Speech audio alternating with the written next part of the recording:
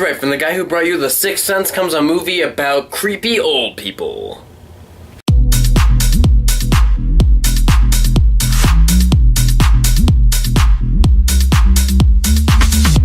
So The Visit is the newest M. Night Shyamalan film. It stars Olivia DeJonge, Ed Oxenbould, Deanna Dugan, Peter McRobbie, and Kathryn Hahn. It's a found-footage horror flick about these two kids who decide to go up to Pennsylvania to visit their grandparents for a week. However, when they get up there, they realize that their grandparents are a little bit strange, especially the grandma after 9:30 p.m., and they're left to figure out what is going on with them. Now, if you've seen my review for The Gallows, you probably know that I'm not a huge fan of the found-footage horror movie genre. Most of the time, they seem a little bit too convenient. There's never really given a point to why they're actually filming the stuff, and usually it's not that scary. However, The Visit does something that I haven't seen a lot in found footage horror flicks, which is that it actually makes sense why they're filming it. The main girl in this movie is actually trying to make a documentary about her grandparents for her mother, so it actually makes a lot of sense why it's a found footage type horror film. The main girl in this film, I have to give huge props to M. Night Shyamalan for casting the main girl and the main kid in this film, because usually when you have child actors, they're pretty not great. The only exception I've seen this year, really, is from Southpaw, which was Jake Gyllenhaal's daughter, who did a great job. However, The Visit does have some really great kid performances with Olivia DeJonge and Ed Oxenbould. Olivia DeJonge plays the older sister in this movie, and she does a really good job portraying a very serious role in the film while also adding a little bit of a light humor to it. Now, on the other hand, you have Ed Oxenbould, who plays the younger brother, who is my favorite character in the entire film because he is hilarious. As a comedic relief of the movie, he's able to create really funny raps while also making really funny jokes throughout the entire thing, while also adding a little bit of a serious element to it, pretty much being the exact contrast to Olivia DeJonge in this movie. However, both of them do really great jobs throughout. They play off each other really well. Their lines don't feel fake. They feel like they're actual kids, and I have to give huge props to them. Along with them, Deanna Dugan and Peter McRobbie play the grandparents in this movie, and they do pretty good jobs too, especially Deanna Dugan. Deanna is really good at playing the grandmother who turns really creepy after 9:30 at night because she's able to contrast the roles so well. You can see her actually being a real grandmother in real life, while also after 9:30 being one of the most creepiest people you will ever see ever. Peter does a good job playing the granddad in this film, though he isn't as creepy or weird as the grandma in this film, and though his role isn't as memorable as hers is, during the second half of this movie I really got into his character and I actually really started to enjoy him. I have yet to see a found footage film that has a great storyline to it, but compared to others, this one has a pretty good one. Though it is a little slow thinking back on it now, the storyline is still able to build up the characters effectively, while also being able to add a creepiness factor that stays with you through most of the movie.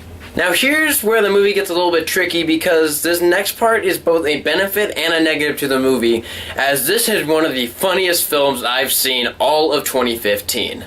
Pros of it being funny, it made me laugh a lot. The younger brother is definitely the funny thing about this movie. He does a lot of funny things throughout, and each character does bring a comedy element to the film, which I actually really liked. The negatives to having it in this film is the fact that the reason why I laugh so much is because it is not a scary movie at all. This movie, it's not scary.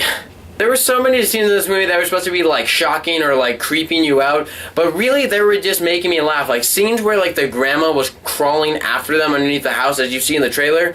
That scene is just hilarious. That scene made me laugh so hard. Like there were tears coming from my eyes from laughing from this movie. It may just also be me. I'm not always the nicest person, so things that are supposed to be like emotional or some things that are supposed to be more impactful just kind of make me laugh.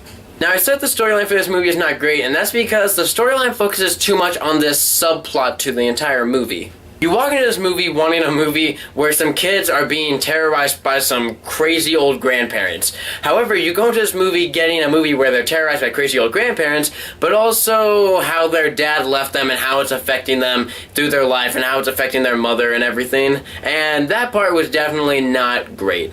There are quite a few scenes that try to build off the fact that the dad abandoned them to make the movie more impactful or deeper for the audience, but really these scenes just feel out of place compared to the rest of the movie. Two scenes in particular, I was sitting there like, this just doesn't fit in. This is pretty boring. Is it developing the characters? Sure, but I'm not really impressed by it, and I'm just sitting there waiting for the either funny or like creepy scenes to come back.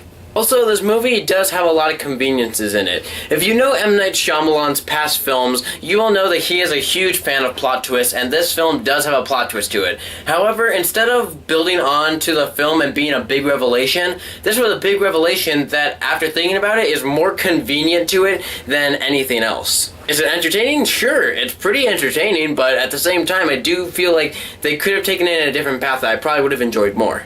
So overall, I walked into the visit thinking it was going to be a cheesy PG-13 found footage horror film directed by a guy who's lost his directive touch. However, I walked out having seen a movie that had a premise that actually made sense for a found footage horror film, some pretty great child acting performances, and some pretty good acting performances overall, a storyline that was interesting through most of it. However, it also had comedy that tried to come off as horror, too many conveniences for the plot, and a subplot that really tried to make the movie more meaningful, but it really didn't do that, and it just led away from the main part of the film.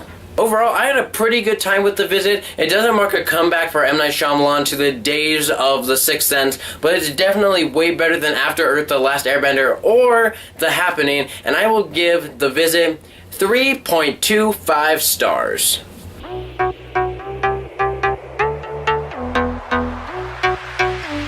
Guys, trust me, if you go into this movie thinking it's going to be more of a comedy than a horror, you will have a way better time with it. If you do end up seeing this movie this weekend, let me know below what you think of it and how it compares to the bad films that M. Night's done and the good films that M. Night has done.